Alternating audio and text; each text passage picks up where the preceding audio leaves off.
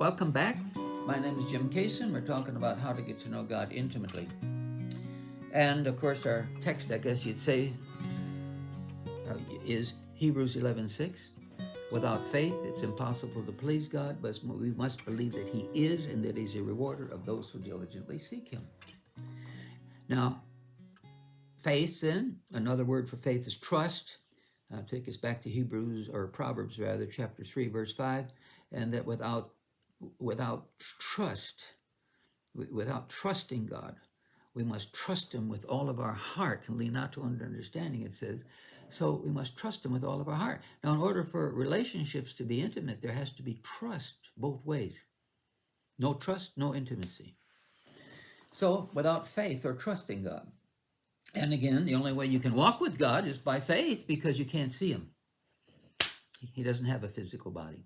So everything in our dealings with God, it's all by faith. And so without faith, you can't please Him, because He wants you to believe that He is and that He's alive. And He wants to help us. He wants to help us to succeed in life. All right, so we talked about these two worlds in the last session. And so we have the physical world, and that was 2 Corinthians 4:18. While we do not look at the things which are seen, so we're not to look at the physical, but at the things which are not seen. That's what we're to look at.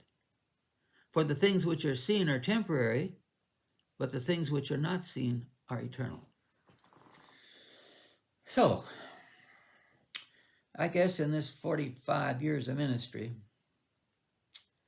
the biggest problem that Christians have is not the devil. It's their bodies, flesh. That's the biggest challenge that Christians have, is the flesh or the physical body or this physical world. All right, now we have 5 physical senses in this physical dimension. If I can see it, taste it, smell it, or touch it, I'll believe it. Well, there's also in the spiritual dimension, we also have senses. I'm going to come back here to Luke chapter 16 and here in verse 19, it's talking, beginning with verse 19, it's talking about the rich man and Lazarus. Luke 16:19. There was a certain rich man who was clothed in purple and fine linen and fared sumptuously every day.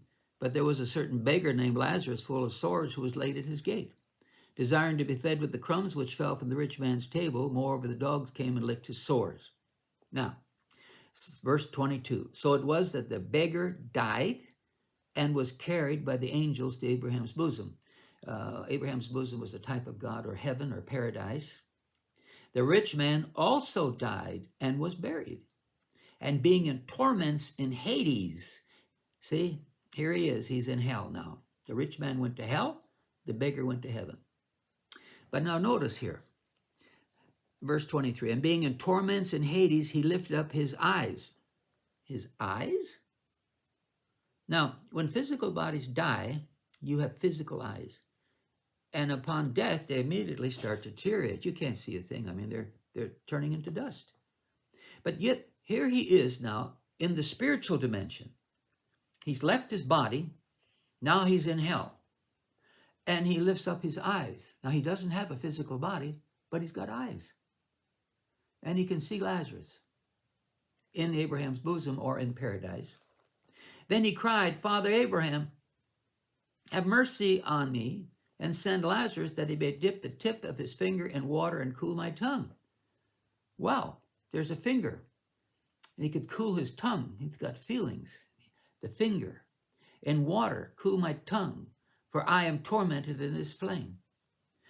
So we see he can see and he has feelings. He can see, he can feel, and he can hear. For Abraham said to him, or God said to him, Son, remember that in your lifetime. So he could hear, but here is memory. No, again, the physical brain is deteriorating, is turning into dust. There's no physical brain left. But now as a human spirit, he has a spiritual soul. The soul is spiritual. And he said, Son, remember that in your lifetime you received good things, and likewise Lazarus evil things, but now he's comforted and you are tormented. Now, isn't that something? Memory. Without a physical body, without a physical brain, there's memory. So you can see there's that in the spiritual realm, the human spirit also has 5 spiritual senses. It can see, it can hear, taste. What would I leave out? Anyway, at least we saw 3 of them right there. So there's a finger, there's a hand, there's an arm, there's a tongue, there's a mouth, at the mouth there's a head.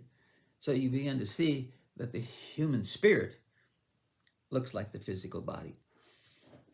He recognized Lazarus without a physical body. Isn't that something? See, so as a human spirit, the physical body looks similar to the human spirit. You know, I'm whatever, 77 years old right now, or just about 78. But about, I don't know, see, that's 80. I say, no, yeah, it's almost 80. So 40 years ago, when I was preaching, let's say, when I was preaching on spirit, soul, and body, I would say to them, now look, as I was standing behind the pulpit, if I could step outside of my body right now and stand right alongside my body, you'd see twins. See, now 40 years ago, physically and spiritually, we looked similar. But if I stepped out of my body now, yeah, you'd see the similarity between the physical body, but the body has had for 40 years of death in it, and it doesn't look near close to what it looked like 40 years ago. My body's aging. But the point is, it's 2 different things, my physical body and me. 2 different things, 2 different worlds. The physical body will never get into the spiritual realm. Things of the physical can't enter the things of the spiritual realm. In other words, you can't take, when you die, you can't take anything physical with you to heaven. Nothing. Nothing. The only thing you'll receive when you get to heaven is the rewards that you did as you were committed to God and loyal and obedient to God. You'll receive rewards for those good works. That goes on ahead. That's spiritual. But you can't take anything physical into heaven. Now, the scientists know there's dimensions. And they're trying to figure out how to get into these dimensions. See? And even the so-called smartest man in the world, the one that was crippled in the wheelchair or whatever, I forget his name, but he died and said there's no God. And then he was even looking for what the scientists call a wormhole, and they figured if they could get through that hole, they could get into another dimension. See, but you can't take your physical body into the spiritual dimensions. Now, there's dimensions, plural, and of course, I'm only aware of the physical and spiritual dimension right now. But even in the spiritual realm, there's the dimension of heaven and there's dimension of hell. That's a separate dimension, hell. Hell's another, and heaven's another dimension. And like it says right here in verse 26, and besides all this, between us and you, there's a great gulf fixed, so that those who want to pass from here to you cannot, nor can those from there to pass to us. So you can see in the spiritual dimension, there's 2 dimensions where you can't get from heaven to hell or hell to heaven. There's no way you can get there separated in the spiritual dimension. So we're talking about different worlds. I know we're right now talking about 2 worlds, but there are other dimensions out there, and but we're confined to this one right now. It gets pretty exciting when you start talking about the spiritual things that pertaining to God, well, it just gets exciting.